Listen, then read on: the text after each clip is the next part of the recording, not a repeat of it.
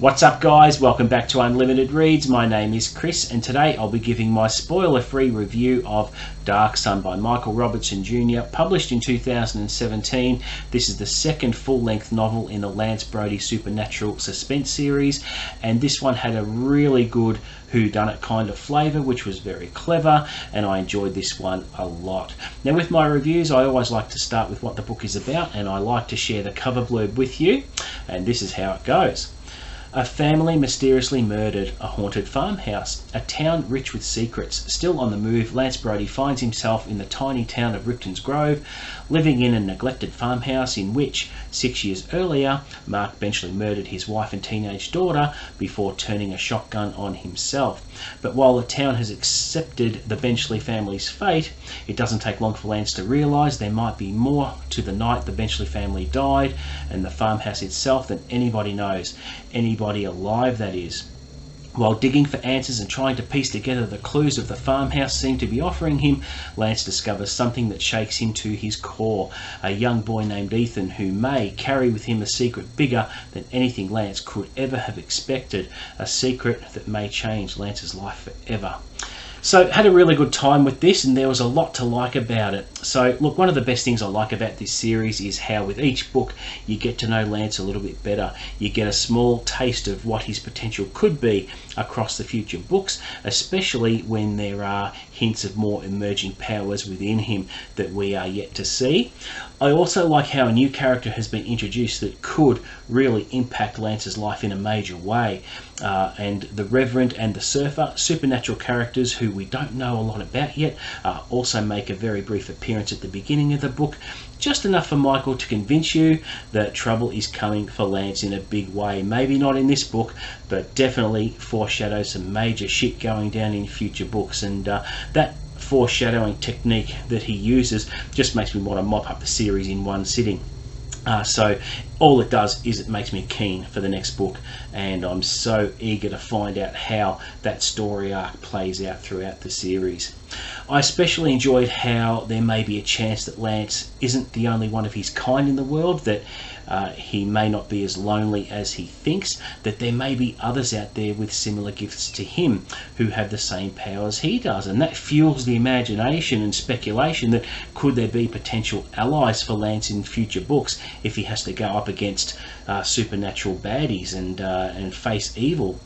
The mystery behind the Benchley murders was very, very compelling, with a trademark twist at the end, and that actually makes sense, and you end up kicking yourself for not figuring it out. The revelation is really quite clever on how the mystery is tied up in a neat little bow at the end. The book reads very quickly. It didn't take me very long to get through it because Michael's writing style is very accessible. The pages turn themselves. There are no massive info dumps. He just gets on with the story because Lance is such a great character to read, and it's easy to become lost in the story. And it's obvious with the writing that Michael has certainly found his groove here and firmly established his writer's voice. I've got nothing negative to say, only that it was over too quick, but that just means I get to read more of the books in the series, and I'll say I'll be reading the next one called Dark Shore in May. I'm going to make some room for this one in my autumn reading TBR. I've already got it jam-packed, but I'm going to squeeze this one in because they don't take too long to read because they're that compelling. And yeah, I'm looking forward to reading the rest of the books in the series. Lance Brody is such a fascinating character.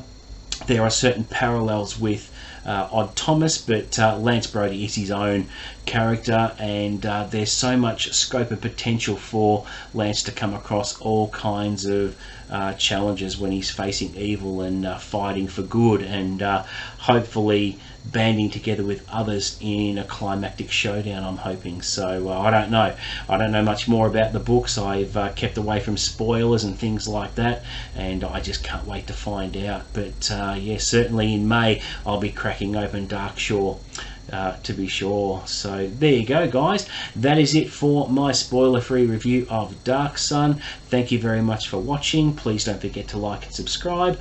Offer up any comments below. I'll always respond to that. Now coming up on the channel for my next review, I'm doing something a little bit different. It's a non-fiction book that I'm currently reading at the moment. At the time of filming this, I'm about a third of the way through, and the book I'll be reviewing is The Stable Boy of Auschwitz, which is a really compelling account of one boy's history on how he coped in Auschwitz and became the stable boy. So at the time of filming this, the part I'm up to in the book is just establishing how his life what his life was like in Germany as a German Jew in the town of Cologne, and it's just really interesting, and just gives you some real insight on the persecution of the Jews, and it's just a really fascinating subject, and some parts aren't pleasant, but it's certainly important to know about this this terrible history. So it's really good, really enjoying it, and I'll be doing that as a non-fiction review. So keep an eye out for that one, but until next time guys, I'll see you later.